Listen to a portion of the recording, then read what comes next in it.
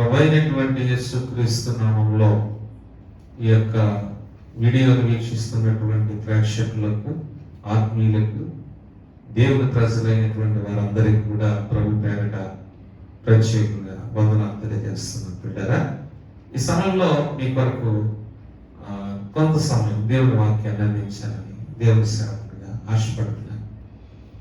ఆశ కలిగినటువంటి ప్రాణాన్ని దేవుడు తృప్తిపరిచేటటువంటి దేవుడుగా ఉన్నాడు కనుక చెప్పేటటువంటి సేవకుల పైన మాకు ఆశ ఉన్నప్పుడు వినేటటువంటి వారుగా మీకు కూడా ఆ ఆశ ఉంటే దేవుని వాక్యము మీ జీవితంలో పనిచేయడం మొదలు పెడదు. దేవుని వాక్యము సజీవము కలిగి, దేవుని వాక్యము కార్యాలు దాచేటటువంటి కనుక దేవుని వాక్యాన్ని చేతపట్టుకున్నట మనం ఈ లోకంలో వెలిగినిచ్చేటటువంటి జ్యోతుల వలె ఉండాలని దేవుని యొక్క లేఖనాలు మనకి హెచ్చరిక చేస్తున్నాయి బిడ్డ. అయితే ఈ సమయంలో ఫిలిప్పీలకు రాసినటువంటి పత్రిక అపోస్తలుడైనటువంటి పౌలు ఫిలిప్పీలకు రాసినటువంటి పత్రిక 3వ అధ్యాయము 7వ వచనంలో రాయబడినటువంటి మాటని మీ ముందుంచాలని ఆశపడుతున్నాను బిడ్డ. పౌలు గురించి తెలియనటువంటి వారు బహుశా క్రైస్తవ సమాజంలో ఉండరని నేను అనుకుంటాను. పరిచయం అక్కర్లేనటువంటి దైవజనుడు, దేవుడి కొరకు బహుగా ప్రయాసపడ్డాడు. ఎన్నో శ్రమలు నొందాడు, ఎన్నో బాధలు నొందాడు, ఎన్నో కష్టాలని ఆయన అనుభవించాడు. అయినప్పటికీ దేవుని స్వార్థ ప్రపంచమంతటా కూడా అందించాడు. చాలా గొప్ప త్యాగపూరితమైనటువంటి దేవుని సేవకుడు పౌలు అని చెప్పచ్చు. వాక్యంలో మనం జాగ్రత్తగా చూస్తే యేసు ప్రభువు తర్వాత అంత గొప్పగా ప్రయాసపడిన వ్యక్తి ఎవరన్నా ఉన్నారంటే పౌలు కనబడతాడు. అయితే నేను శిష్యుల్ని చిన్న చూడట్లేదు, చిన్నగా మాట్లాడట్లేదు, కానీ వారు కూడా గొప్ప పరిచయం చేశారు దేవుని. అయితే ఈ సమయంలో పౌలు ఈ శరసాలలో నుండి ఈ ఫిలిప్పీలకు రాసినటువంటి పత్రికలో నుండి ఒక మాటని ఇక్కడ జ్ఞాపకం చేసుకున్నట్టు, అయినను ఏవేవి నాకు లాభకరములై ఉండెనో వాటిని క్రీస్తు నిమిత్తము నష్టముగా ఎంచుకుంది. నిశ్చయముగా నా ప్రభు అయినటువంటి యేసు క్రీస్తును గూర్చిన అతి శ్రేష్టమైనటువంటి జ్ఞానం నిమిత్తము సమస్తమును నష్టముగా ఎంచుకున్నాను అంటున్నాడు. మళ్ళా ఈ మాట మీ కొరకు నేను చదివి వినిపిస్తాను, జాగ్రత్తగా గమనించు. ఏమంటున్నారు అంటే, అయినను ఏవేమి నాకు లాభకరములై ఉండెనో వాటిని క్రీస్తు నిమిత్తము నష్టముగా ఎంచుకుంటుని. నిశ్చయముగా నా ప్రభు అయినటువంటి యేసు క్రీస్తును గురించినటువంటి అతి శ్రేష్టమైనటువంటి జ్ఞానము నిమిత్తము సమస్తమును నష్టముగా ఎంచుకున్నాను అంటే, ఈ చదవబడినటువంటి లేఖన భాగంలో నుండి ఏం కనపడుతుందని అంటే,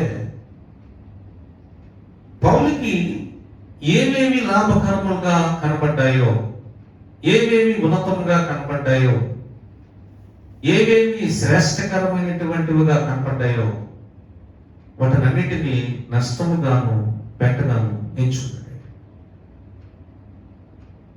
చాలా శ్రేష్టమైనటువంటి మాటల్ని పౌలు ఈ యొక్క ఫిలిప్పీ సంఘానికి అందిస్తాడు బిడ్డ. ఈ పత్రిక మీకు మొదటిగా చెప్పారు, శరసలో ఉండి రాయబడినటువంటి పత్రిక, ఒక ఖైదీగా ఉండి రాయబడినటువంటి పత్రిక. పౌలు శరసలో ఉండి ఏంటి నాకు ఈ పరిస్థితి, నేనేం చేశానని, నేను ఏ తప్పు చేశానని, ఏ పాపం చేశానని శరసల్లో పెట్టారు అన్న చింత కనబట్ల. నాకు ఇక్కడ కంఫర్టబుల్స్ లేవు, నాకు ఉన్నటువంటి అకామిడేషన్ సరిగ్గా లేవు అన్న దాన్ని దృష్టి పెట్టట్లా పౌలు. దేని మీద ఫోకస్ పెడుతున్నాడు అంటే, దేవుని సంఘం మీద ఫోకస్ పెడుతున్నాడు, దృష్టి పెడుతున్నాడు.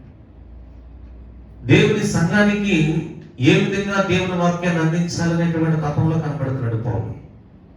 ఎంత భారము కలిగి ఆత్మల పట్ల పరితపిస్తున్నటువంటి దైవజనుడు పౌలు. క్రీస్తునందు బిడ్డ, ఈ మాటలు చదివినప్పుడు మన హృదయం చలించిపోవాలి, మనం క్రీస్తుకి సొంతమైపోవాలి. పౌలు గురించి కొన్ని మాటలు తో చెప్తారు. మీకు ఏమైనా ఆసక్తి కలిగిన వాళ్ళు ఎవరన్నా రాసుకోవడానికి, ఒకవేళ మీ ఆత్మీయ జీవితం ఇంకా వృద్ధి కావాలనుకునేటటువంటి వారికి ఈ ఉపయోగపడతాయని ఆశపడుతున్నాను.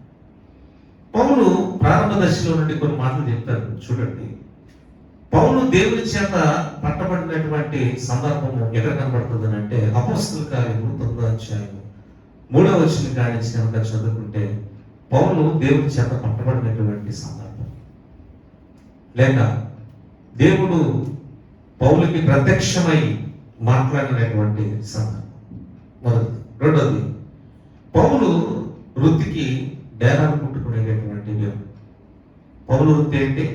డేరాలు కుట్టుకునేటటువంటి వ్యక్తి. అపోస్తల కార్యము 18వ అధ్యాయం 3వ వచనం. మూడవ మాట, తార్షువాడైన యూదుడని రాయబడింది. పౌలు తార్షువాడైన యూదుడని రాయబడింది. అపోస్తల కార్యములు 21వ అధ్యాయం 39వ వచనం. నాలుగవ ఒక సందర్భం లేక నాలుగవ విషయాన్ని మీరు రాసుకుంటే, పౌలు గమనీయుల యొద్ద పెరిగి ధర్మశాస్త్రపు శిక్షని పొందాడు. అపోస్తల కార్యములు 22వ అధ్యాయం 3వ వచనం. ఫైనల్ గా 5వ సందర్భాన్ని మనం చూస్తే, పౌలు రోమీడని దేవుని వాక్యం చెబుతుంది. అపోస్తల కార్యము 22వ అధ్యాయం 28వ వచనం. ఇంకా చాలా సందర్భాలు ఉన్నాయి, కానీ కొన్ని విషయాలే పౌలు గురించి నేను మీతో పంచుకున్నాను. పిల్లరా, ఈ దైవజనుడు అపోస్తలుడైనటువంటి పౌలు ఏమని మనకి తెలియజేస్తున్నాడు, మన ఆత్మీయ జీవితానికి ఏం బోధిస్తున్నాడు అని అంటే, అయ్యా, నేను దేవుని నిమిత్తము క్రీస్తు నిమిత్తము నాకు కలిగి ఉన్నటువంటి వాటి అన్నిటిని కూడా, నేను ఇప్పుడు ఉన్నటువంటి స్థితిని కూడా, నాకు ఏవేవి లాభకరముగా ఉన్నాయో, ఏవేవి సంపన్నముగా ఉన్నాయో, లేక ఏవేవి ఉన్నతముగా శ్రేష్ఠకరముగా ఉన్నాయో, అవి దేవుని నిమిత్తము క్రీస్తు నిమిత్తము నేను నష్టముగా ఎంచుకుంటుంది అంటున్నాడు.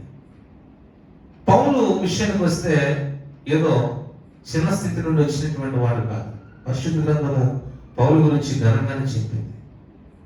ఆయన యొక్క స్థితి, జీవిత విధానము, ప్రభు చేత పట్టబడినటువంటి ఆ పరిణామాలు, తదుపరి దేవుని కొరకు వాడబడేటటువంటి స్థితి, దేవుని కార్యాలు పౌలు దేవుని ద్వారా జరిగించడం, ఇవేం మాటలు కాదు.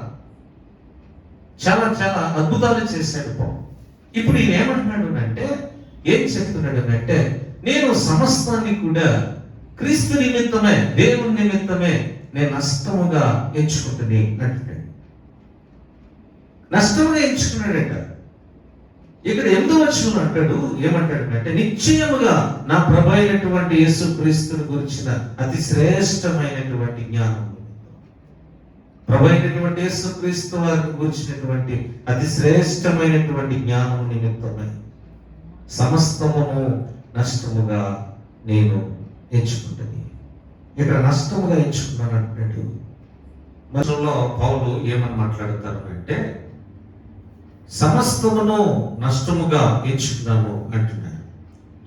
సమస్తమును క్రీస్తు నిమిత్తము నష్టముగా ఎంచుకున్నాను అంటున్నారు. తర్వాత యేసు క్రీస్తును గురించినటువంటి అతి శ్రేష్టమైనటువంటి జ్ఞానము నిమిత్తమై సమస్తమును నష్టముగా ఎంచుకొనిచున్నాను అంటున్నాడు. 10-11 వచనాల్లో కూడా మనం చూస్తే ఏమంటాడు అంటే, పౌలు పిల్లరా, పెంటగా కూడా ఎంచుకున్నాను అంటున్నాడు. అంటే ఆయనకి ఏవేవి లాభకరముగా ఉన్నాయో, ఏవేవి సంతోషకరముగా ఈ లోకంలో అతనికి ఉన్నాయో, శ్రేష్ఠకరముగా ఉన్నాయో, ఈ భౌతిక సంబంధమైన వాటన్నిటినీ ప్రభు అయినటువంటి యేసుక్రీస్తు వారి నిమిత్తమట, దేవుని నిమిత్తము నేను నష్టముగాను పెట్టగాను ఎంచుకున్నాను అంటున్నాడు. ఈ మాటలు బట్టి మనం ఏం నేర్చుకోవాలి? పౌలు ఈ యొక్క ఫిలిప్పీ సంఘానికి రాస్తున్నటువంటి మాటలను బట్టి, ఈ వాక్యాన్ని బట్టి ఆత్మీయులుగా మన యొక్క ఆత్మ సంబంధమైనటువంటి జీవితంలో మనం ఏం నేర్చుకునేటటువంటి వారుగా ఉండాలి అని అంటే, క్రీస్తు కొరకు, దేవుని కొరకు దేవుడు విడిచిపెట్టవలసినటువంటివి విడిచిపెట్టడానికి మనం సిద్ధంగా ఉండాలి. అన్ని కలుపుకొని అన్ని కూడా మోసుకొని ఇటు లోకమును ఇటు దేవుడును కావాలనుకొని మనం ఆశపడితే మనం దేనిని కూడా మనం స్వతంత్రించుకోలేము, దేనిని మనం సంపాదించుకోలేము. ఏదో ఒకటి సంపాదించుకోవాలని అంటే ఒకటిని విడిచిపెట్టేటటువంటి వారుగా ఉండాలి. అది దేవుడా లోకమా అన్నది మనం తీసుకున్నటువంటి నిర్ణయం మీద, మన చాయిస్ మీద ఆధారపడుతుంది అన్న సంగతిని మనం గుర్తు చేసుకోవాలి. పిల్లరా, చాలా మంది జీవితాల్లో చాలా మంది బ్రతుకులు ఏం కోరుకుంటారు అంటే ఇటు లోకము కావాలి, లోకాశలు నెరవేర్చాలి, అలాగే దేవుడు కావాలి, దేవుని యొక్క చిత్తాన్ని జరిగించాలి అని ఆశపడతారు. రెండు కావాలంటారు. మనకు ఒక సామెత మనకు బాగా తెలుసు, రెండు పడవల మీద కాలేస్తున్నాడు ఏమంటే గమ్యానికి చేరలేడన్న సంగతి. మంచి దారిలోకి వెళ్ళాక, సముద్రం వైపుకి వెళ్ళాక ఒక పడవ ఒక పక్క, మరొక పడవ మరొక పక్క వెళ్ళిపోయినప్పుడు ఆ దోణుల మీద, పడవల మీద ఉన్న వ్యక్తి ఖచ్చితంగా కాలు జారి సముద్రంలో పడుతుంది. ఆత్మీయ జీవితం కూడా అంతే. ఏదో ఒకటినే ఎంచుకునేటటువంటి వారుగా, ఏదో ఒకరినే మనం ఎన్నుకునేటటువంటి వారుగా ఉండాలి. అది లోకమా దేవుడా అన్నది మనం తీసుకున్న నిర్ణయం మీద ఆధారపడుతుంది. నిజమే, దేవుని వాక్యం కూడా మనకి సెలవిస్తుంది ఏంటంటే ఉంటే నువ్వు వెచ్చగానే ఉండు, లేకపోతే చల్లగానైనా ఉండు అంటాడు దేవుడు. నిలువెచ్చినటువంటి జీవితాన్ని కనుక జీవిస్తే ఆయన నోట నుండట ఆయన ఉమ్మేస్తానని సెలవిస్తున్నాడు. కనుక ఈ భౌతిక సంబంధమైనటువంటి యాత్రలో మనం జీవిస్తున్న వారమైన ఆత్మీయులము ఎలా ఉండాలంటే ఇటు లోకాన్ని సంతోషపెట్టేవారుగా, అనగా అపవాదిని సంతోషపెట్టేవారుగా, రెండవది దేవుణ్ణి లేక ఆత్మ సంబంధమైనటువంటి జీవితాన్ని కూడా కలిగి ఉండేటటువంటి వారుగా ఉండాలని అంటే అది జరగనటువంటి మన దేవుని యొక్క వాక్యం సెలవిస్తుంది. అందుకే ఇది పౌలు మనకు ఒక బెస్ట్ ఎగ్జాంపుల్ గా కనబడుతుంది. ఏంటంటే అతడు దేవుని నిమిత్తము సమస్తాన్ని విడిచిపెట్టేశాడు. క్రీస్తు నిమిత్తము సమస్తాన్ని నష్టంగా ఎంచుకున్నాడు. యేసు క్రీస్తు వారిని గురించినటువంటి అతి శ్రేష్టమైన జ్ఞానం నిమిత్తము పెంటగా ఎంచుకున్నాను అంటున్నాడు. మరి మన జీవితాల్లో మరి దేవుడు అసహించుకున్నవి, దేవుడు వద్దన్నటువంటివి మనకి వద్దన్నట్టుగా మనం అసహించుకున్నట్టుగా ఉన్నామా? లేక వాటినే మనము స్వీకరిస్తూ వాటినే మన భుజాల మీద వేసుకొని నడుస్తున్నటువంటి వారుగా ఉన్నామా? ఒకసారి మనం పరీక్షించుకునేటటువంటి వారుగా మనం ఉండాలి. ఎందుకనంటే ఈ లోకమును ధనాశలు గతించింది కానీ దేవుని చిత్తము జరిగించేవాడు నిరంతరం నిలుస్తాడని వాక్యం సెలవిస్తుంది. ఈ భూమి మీద మనం ఏం చేయాలంటే దేవుడు మనకు పరిశుద్ధ గ్రంథాన్ని ఇచ్చాడు. ఈ దేవుడి వాక్యాన్ని అంటే మనం ఏం చేయాలంటే దీనిని మనం జరిగించేటటువంటి వారుగా, దేవుని వాక్యానుసారంగా జీవించేటటువంటి వారుగా ఉంటే మనం భూమి మీద నిరంతరం నిలుస్తామట. అది వాక్యం చెబుతున్న సత్యం. కానీ వాక్యానుసారంగా మన జీవితం, వాక్యానికి మనం లోపడదాం. ఎవరమైనా సరే, ఎంత గొప్పవారమైనా, ఒకవేళ గొప్పవారం కానిటువంటి వారమైనా, సంపన్నులు కానిటువంటి వారమైనా, మనం ఏ స్థితిలో నుండి వచ్చిన వారమైనా, ఏ తెగకి చెందిన వారమైనా, దేవుని మాటకు మన విధేయులమైతే, దేవుని యొక్క వాక్య నెరవేర్పు మన జీవితాలు కనబడితే దేవుని కార్యం మన జీవితాల్లో స్పష్టంగా మనం చూడగలుగుతాం. దేవుని సంతోషపెట్టేవారుగా ఉంటాం. అట్ ది సేమ్ టైం దేవుని రాజ్యానికి కూడా మన వారసులు అవుతాం. అటు కృప పరిశుద్ధాత్మ దేవుడు మనకు సహాయం చేస్తూ నడిపించింది కాక. Thank you.